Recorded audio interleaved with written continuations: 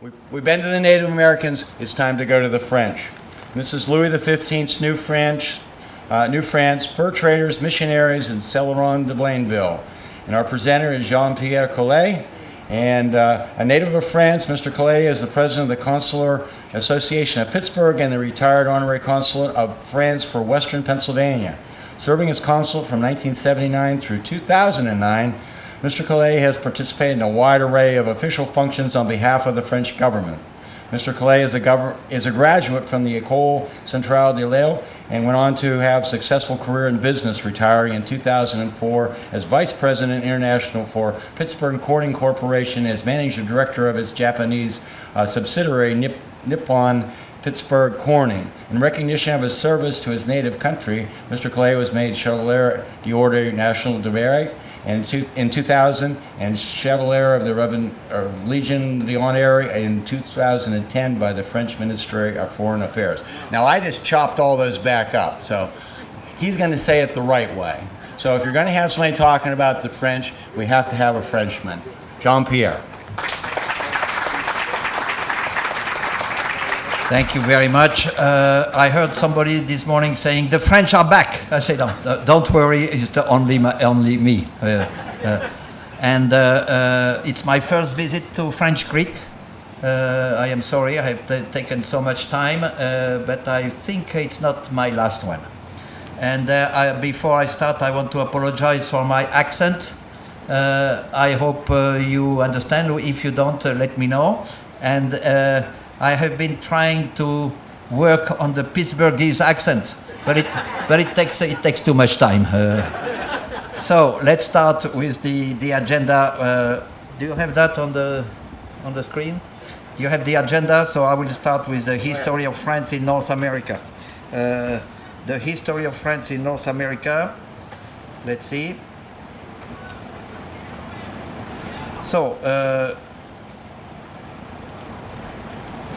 The two northern Atlantic kingdoms, France and England, look enviously at the wealth which Portugal derives from trade with the spices islands of the East. France is the first to seek a western route to the same pot of gold. In 1535, Cartier sails and rows his longboats up the St. Lawrence as far as an island occupied by Huron Indians. They make him welcome and take him to the highest point on their island. He names it Mont Royal, or Mount Royal. Cartier returns for the third visit in 1541-42. An attempt to found a colony comes to nothing, but his discoveries prompt the interest of French fur traders in these regions. In 1611, Samuel de Champlain established the beginning of a settlement on the same Huron island, today the site of Montreal. 3 years earlier, Champlain had formed a settlement at Quebec. The Cardinal of Richelieu, the Prime Minister of Louis XIII, forms in 1627 the Company of New France, consisting of 100 associates who pledged to transport at least 200 settlers to the colony each year. But this target has never been reached. By 1660, New France still has only about 2,300 European inhabitants. For example, Boston at the same time had a larger population. So in all the area of what is now Quebec and the northern, let's say the Ohio Valley, for example, they had less people than the city of Boston itself. In 1660, the settlers appealed to Louis XIV for help. He responds by turning New France into a royal province. It will henceforth be ruled by a governor with military, religious, and educational support supplied by France. The new resolution is accompanied by a rapid increase in settlement. During the 1660s, more than 3,000 colonists are sent out, including a due proportion of girls of marriageable age. Very important when you settle, you need the girls. Let's talk about the French fur trade.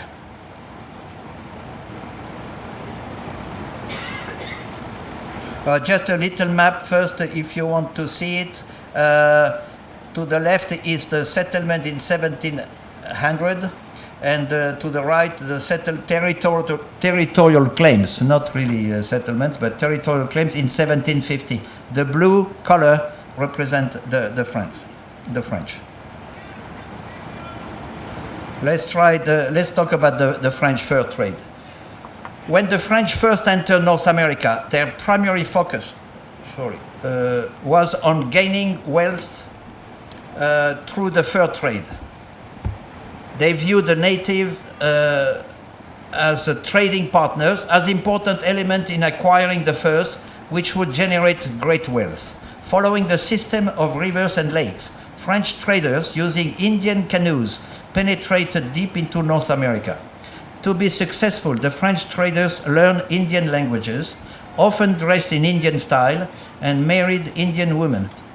The fur trade in the 17th century was globalized, that is, first obtained from the native in North America, were transported to Europe when they were sold for a profit, of course. To obtain the furs, the traders imported European manufactured goods, which the Indians wanted. Over the centuries, the primary engine of globalization has been the transnational corporation. In 1602, as we said, the Company of New France, a joint stock company modeled after the English and Dutch companies trading in the East Indies, was given a royal charter and exclusive trading rights from Florida to the Arctic Circle and westward along rivers flowing into the fresh sea, quote unquote, that means the Great Lakes. The French trading strategy was to travel inland, using Indian canoes to follow the lakes and rivers to the Indian villages. The French wanted to establish firm, long-lasting trading alliances, and so they spoke the native languages. They also recognized that there were traditional ceremonial preludes to trading, and they were willing to participate in them. The French traders usually lived in the Indian villages, so they also dressed in an Indian fashion. They got rid of their cumbersome European dress and wore native-style hunting shirts and moccasins. They recognized the importance of family relationships in trading networks, so they often married Indian women and were adopted into Indian families. The marriages between the French trader and Indian women often resulted in children. These children, who were not seen as racially mixed, as race was not a native concept, eventually helped to create a new people, the Métis. The Métis are a cultural mixture of European and Indian traits. The alliances between the French and the Indian nations were often more than just trade agreements. In 1603, the French promised the Montagnais, a tribe from northern Quebec, that they would help them in their ongoing struggle against the Iroquois Confederacy. The French provided the Montagnais with weapons other than guns, and the Montagnais blocked the Iroquois expansion into the St. Lawrence River. In 1614, the French established a formal trading alliance with the Huron Confederacy. Once again, they had allied themselves with enemy of the Iroquois Confederacy. The following year, the French joined with a joint Huron and Algonquin raiding party against the Iroquois. While the French viewed the war as a failure, as it did defeat the Iroquois, it reinforced their alliance with the Huron. In 1622, the Iroquois sent ambassador to the French, proposing a general peace. The French traders opposed the peace treaty, fearing that once peace was established, the Iroquois would persuade the Huron to start trading with the Dutch, who had established a trading post at present-day Albany, New York. When the French government established peace with the Iroquois the following year, the French traders sent additional traders out to spend the winter with the Huron and make sure they continued trading with the French rather than the Dutch. The general peace negotiated between the Iroquois and the French was broken in 1627 by the Montagnais, who were French trading partners. The Montagnais attacked the Iroquois and obtained several prisoners. The French persuaded the Montagnais to release the prisoners and sent a party to seek pardon for the Iroquois for breaking the peace. The peace treaty, however, the peace party, the peace party, however, was captured, tortured, and killed. For the next century, the French dealt with peace agreements which were often shattered by their trading partners. The ensuing war, battles, and skirmishes interfered with trading relations. In 1632, the French established Trois-Rivières in Quebec as a major center for building Indian birch bark canoes for the fur trade. Canoe sizes became standardized. The Montreal canoe was 36 feet long, the North canoe was 26 feet long, and the Bastard canoe was 28 to 32 feet long. The Montreal canoe, which was most frequently used on the route from Montreal to the western end of Lake Superior and on the route to Michilimackinac, that I cannot pronounce, and down the Mississippi, could carry 8,000 pounds of cargo plus the paddlers. Overall, the French managed to integrate two very different economic philosophers. European economies was focused on material goods and was guided by a philosophy that emphasized the individual accumulation of goods. French society was stratified, that is, it was divided into social classes. On the other hand, Indian society was egalitarian.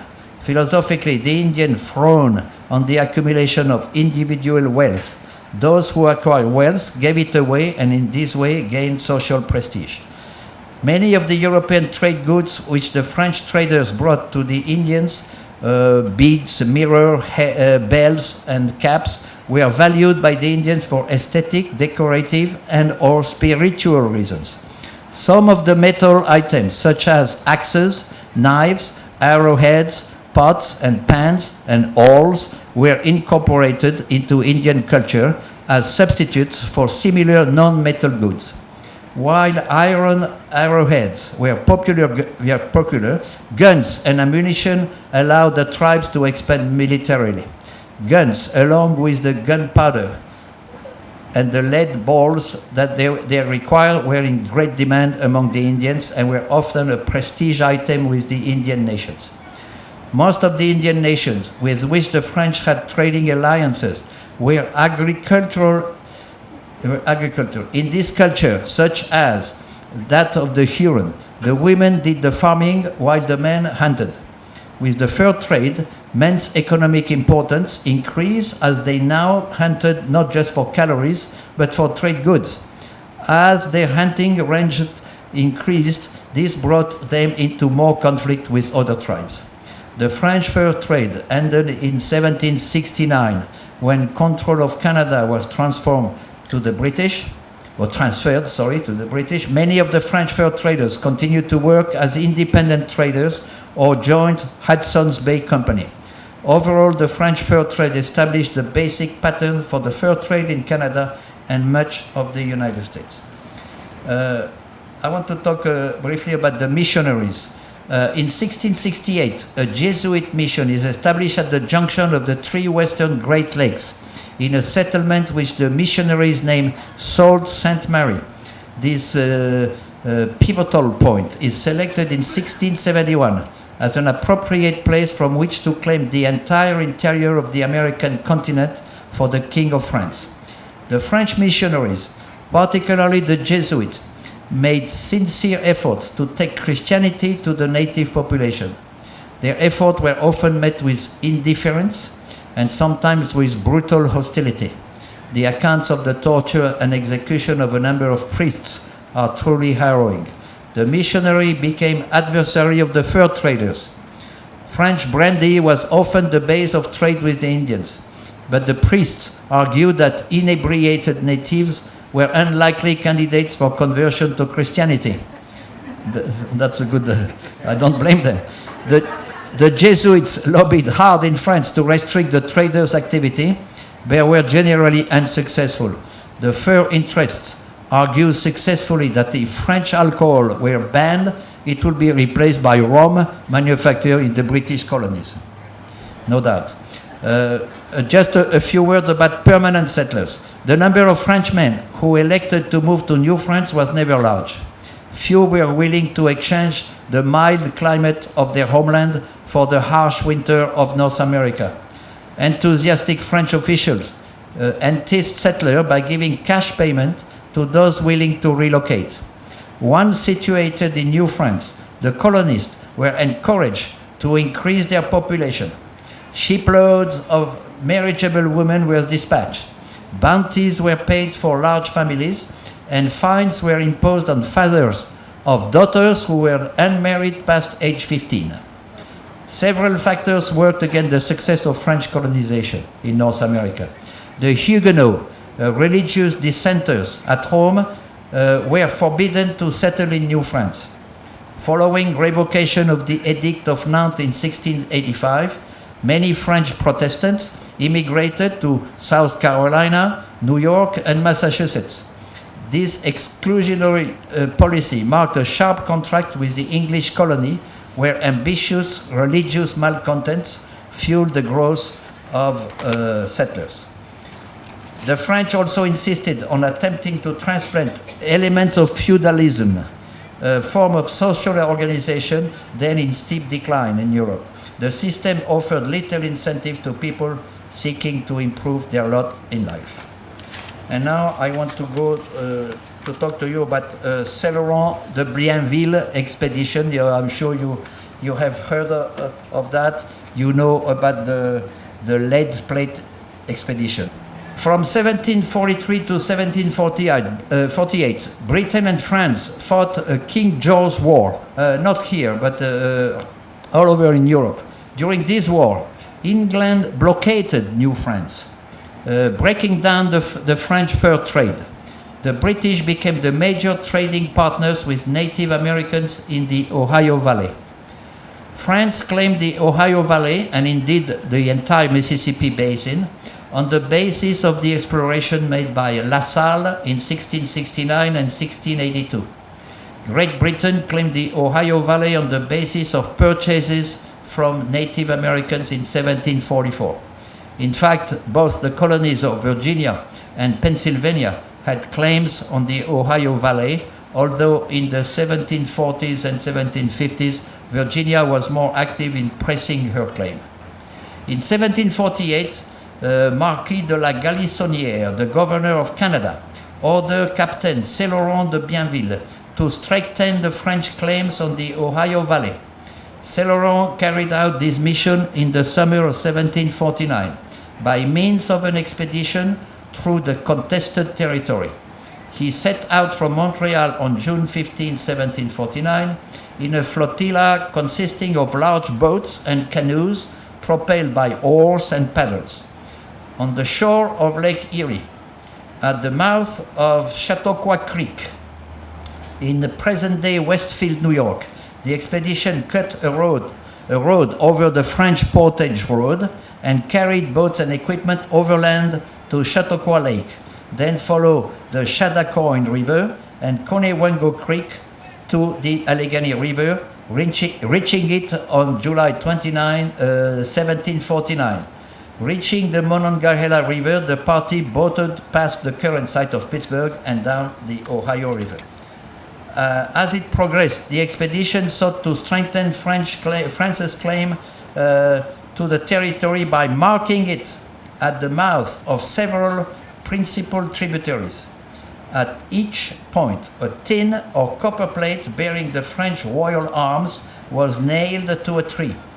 Below, an inscribed lead plate was buried, declaring the claims of France. This was a traditional European mode of marking territory, but it might have contributed to Native American anxieties about the intention of the French, and thus it ultimately had a counterproductive effect. The first plate was buried at the mouth of Conewango Creek. The second near Franklin, I understand. Somebody told me it was near Franklin. The third at the mouth of Wheeling Creek in West Virginia, of course. The fourth at the mouth of the Muskingum River at the present site of Marietta, Ohio.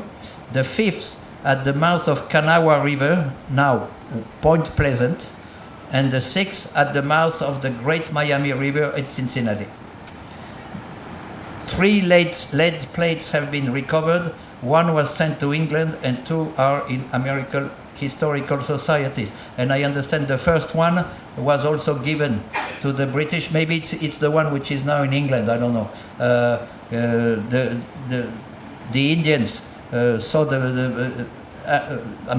took the plates from where it was buried and gave it to the British people around them. Let's see. I had a slide of the plate. They say here the plate 2 is French Creek, but somebody told me it was not French Creek. It was the what? Indian God Rock on the album. Thank you.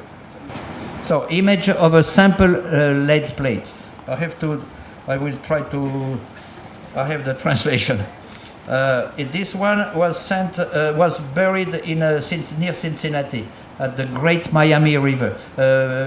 In the 1749, in the reign of Louis XV, King of France, Celeron, commander of the detachment sent by Monsieur le Marquis de la Galissonnière, Governor General of New France, to re-establish tranquility in some uncivilized district.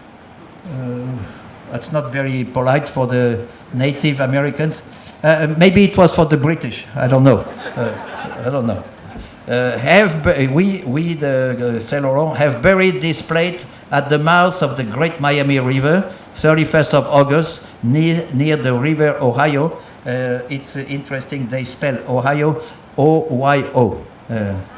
It was difficult for the French to pronounce Ohio, you know. Otherwise, beautiful river, La Belle Rivière. And then I have to make a comment. There was only one river, as it is most of the time everywhere in the world. In other words, the Allegheny. Here we have 2 rivers, Allegheny and Ohio. The French considered that it was the same river. It was one river. It was called La Belle Rivière, the beautiful river, from the beginning of Allegheny until the end of Ohio in the Mississippi River.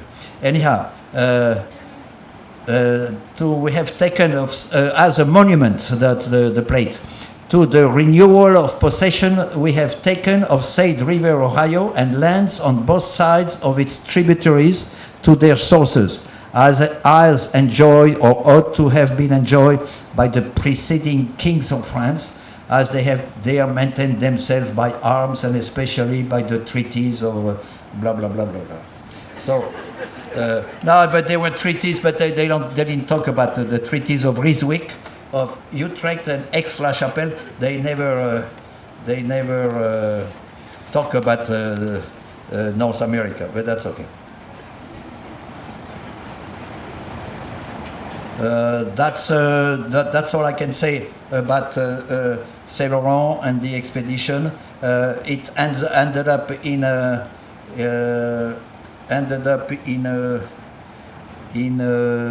Cincinnati, but I understand they walk overland from Cincinnati to Lake Michigan, carrying the boat overland. I didn't say that there were 216 French and Canadian people and 55 Native Americans.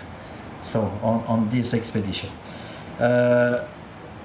And then I can read that. Celeron expedition would inspire the launching of the construction of a string of French forts to enforce and protect its claim on the Ohio Valley, 1773, 1753, 1754. Fort Presqu'Isle near Erie, Fort Le Boeuf in Waterford, Fort Machault, Franklin, and Fort Duquesne in Pittsburgh. Washington gift, I don't want to anticipate on the presentation next after me or this afternoon. Washington gift expedition would involve several of these installations and Machault and Le Boeuf. I think that's basically what I can say. Thank you very much for your attention. and I will be happy to answer any question if I can. If I can. Yes. The marker in Franklin or like in Kennerdale, was that one ever found? The marker that you showed. The plate, you mean? Yeah, this one was never found. Correct. That's correct. The one, the first one, as we know, has been taken by the native and give to, I don't know the name. So somebody gave me the name of the William Johnson. Thank you, William Johnson. So there was one which was in good. There is only one in very good shape. It's the one in Point Pleasant, West Virginia. And this one was sent to Richmond, to the Historical Society or Historical Museum of Richmond, Virginia. And when after the Civil War, when West Virginia and Virginia were split, the West Virginians, they wanted back the plates because they said the plate belongs to us, not to the Virginians. But they never got it. It's still in Richmond, Virginia. And they. My daughter's not wasting time. Right? Okay. Yes, sir. I heard you say that the second plate wasn't buried at French Creek? No. But I couldn't hear which creek he said. It's south of Franklin. What's the name of the creek? Well, it Oh. wasn't, it was along the Allegheny River. On the Allegheny River. It was On the Allegheny just River. south of French Creek, about 8 miles. 8 Mile? Indian God Rock is the place. You've Yeah. ever seen the rock with the hieroglyphics? Those never found. Along the bike trail, the Indian God Rocks along the bike trail below Franklin, if you want to go there, that's fine. I have another question. Yeah. On pronunciation. on Washington's travels up here in western Pennsylvania. Yes. He came in contact with a couple of brothers who were French. And here we pronounce it Jumonville. Jumonville. Yeah, I know. Jumonville. Yeah. That's this is what really started, I would say, practically the French and Indian War. I remember because Jumonville was ambushed, definitely ambushed, and usually at that time they were like a football game. They say thank you, we have won, and see you next year. But at that time they killed Jumonville, and it has been said, and I wasn't there, but it has been said that Jumonville was assassinated by the leader of the Native American who were with Washington. But of course the French consider Washington as responsible for that. And they started, I think it's part of the war. I know I was in 2004, which was the 250th anniversary of the rendition of Fort Necessity, where Washington. So I was there for the event like today. And I said, on behalf of the French people, I would like to apologize for defeating your national hero. But I had a good excuse. He was not American, he was British. So I'm sure you have been forgiven. Yes, sir. I think that the Celeron place down here along Allegheny River is a matter of interpretation. The reason why, if you read the diary, he states in there, he said, I then buried a lead plate here in Large Rock across the Bald Mountain. Well, if you go down the river past the Indian God Rock a little bit farther, you come to a Large Rock. If you look across that river across there, there's a peak up there. It's a mountain, which could have been the Bald Mountain, the house sits here today. And if you go back up the Indian God Rock and look across, there's a ridge line there, and there's not anywhere that you can put over 250 people in camp there. If you get down to the next rock and you look across the river, there's a big flat area right there, which could be a place where they could have put it. So I think, personally, it's just my interpretation, that plate is buried just below, what's the name of that creek that's in there? was 80 Creek. I believe it's buried right along there somewhere. I don't believe it's buried up there. If you read the interpretation of how it Okay, I'll try to. If somebody has another explanation, okay. That's you know, I did a lot of research. The lady asked before, how do you know everything? Until 2 months ago, I didn't know much. I learned a lot on the internet and others when this gentleman came to me and say, would you please come over and talk? So I learned a lot, thank you, but I didn't learn everything. And I couldn't find the answer to some questions. I know that the plate in Point Pleasant, West Virginia, was found by two boys in so this was 1749. I think it was 1789 or something like that. It was 40 or even 99, I don't know, 40 or 50 years later. The boys were playing along the bank of the river, and they find the plate. That's the one which is in very good shape. But the one in the first one, I have no detail about it. Yes, sir. You had, in your presentation, you talked about the early French explorers intermingled with the Indians. You gave them a name. I didn't understand the word that you used to describe the mixed breed. The Métis. Métis, M-E-T-I-S. The Métis is usually a mix of races. You have again. Now, what's the word for in English?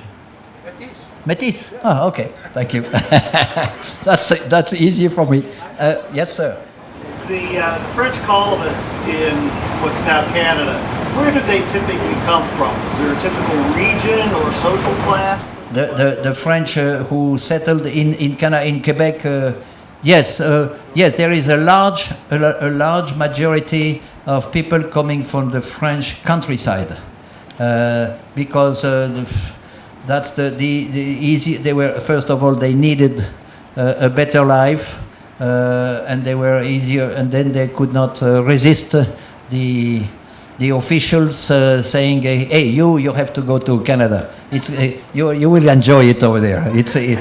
The weather is a little cold, but it's not bad, you know." So, etc. So there is a couple of regions. In the center of France, I would say Poitou, near the city of Poitiers, Anjou near Angers, or Tours for Touraine.